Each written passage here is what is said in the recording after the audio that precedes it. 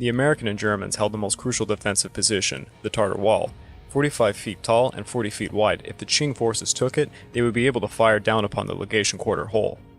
The Qing forces made nightly raids from June the 20th to July the 17th, using rifles, artillery, and firecrackers to keep the Alliance forces awake at all times.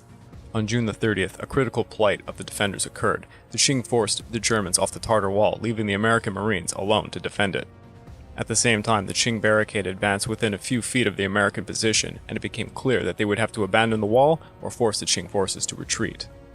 At 2 a.m., July the 2nd, the foreigners launched a counter-assault against the Qing barricade on the wall, with 26 British, 15 Russians, and 15 Americans, led by American Captain John T. Myers.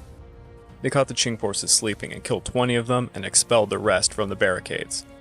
2 American Marines were killed and Captain T. Myers was wounded. The capture of the Qing position on the wall was hailed as the pivotal moment of the siege, and the Qing would not attempt taking the Tartar Wall again. On July the 13th, the Japanese and Italians defending the fort were driven back to their last line of defense. Then the Qing detonated a mine beneath the French legation, destroying most of it and killing 2 soldiers. The next day, Gǔógōng sent conciliatory messages raising hopes for the defenders, and by July the 17th, an armistice began. And just in time, as 1/3 of the legation guards were either dead or wounded. The reason the Qing forces began it was because they found out that over 20,000 Alliance troops had just landed in China to rescue the sieged legations. Then on July the 28th, the foreign legation defenders received the first message from the outside world in over a month. The 8 nations that made up the alliance had sent a force over 55,000 men to China to rescue the Legation Quarter defenders.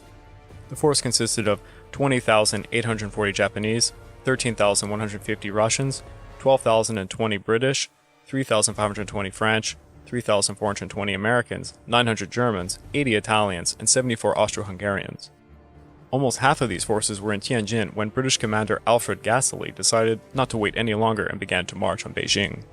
When his forces were 5 miles away from the gates of Beijing, the Qing forces suddenly broke the armistice and artillery bombarded the British legation and the fort. However, the Qing confined themselves to firing from a distance and did not assault the legation, knowing the Gassely expedition was quite near.